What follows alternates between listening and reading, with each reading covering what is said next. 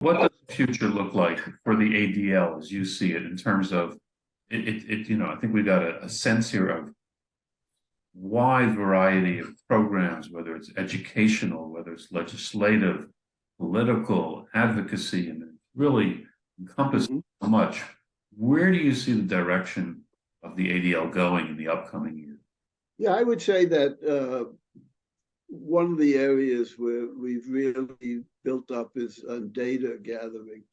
We have so many experts now who look at many different aspects of manifestations of anti-Semitism, whether it's online, whether it's social media. We did in 2014, we did the largest poll ever conducted of attitudes towards Jews around the world. We called it a global anti-Semitism. We did 101 countries, and we interviewed over 50,000 people. And we're doing a follow-up one right now as we speak. And we're doing much with online stuff. We're doing things with gaming and all kinds of things. So I would say the first is the database. We want to have factual information in order to make the case when we do make the case.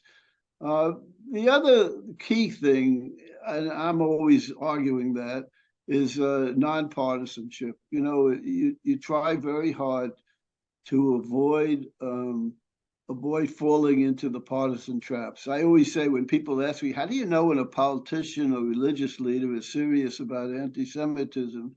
I always say, I want to know, are they ready to stand up when it comes from their own community, from their own ideology, from their own political side? It's easy for left-wingers to blame all the white supremacists for anti-Semitism, or for right-wingers to blame all the progressives or whatever.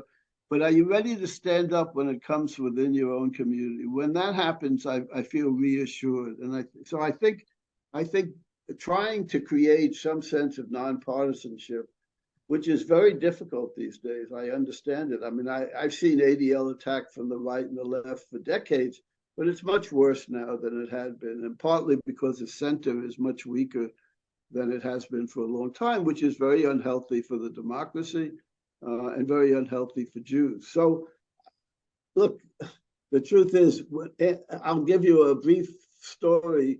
I was at Carnegie Hall 3 weeks ago, for an evening of songs of the Holocaust, and it was a very moving evening. It was about 3 hours of a concert of different songs that were written by people who either survived or didn't survive, and each song was introduced by either the head of an organization or museum or a celebrity, and there were 3,000 people at Carnegie Hall. This was not an ADL crowd. And when the ADL representative, who wasn't well known, introduced the song, and he said, towards the end of the evening, he said, and I'm the regional director of ADL in New York, it got the loudest applause of anything the whole night. And I've never seen that. And I'm not trying to say that always happens, because it doesn't always happen.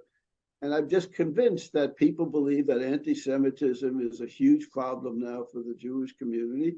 And they look to ADL more than any other organization to deal with the issue. So the answer is, we will continue to fight anti-Semitism, and we don't have to convince our supporters that it's an important fight. We will be there for Israel, though I must say that during this time, what it means to be for Israel is changing as we speak.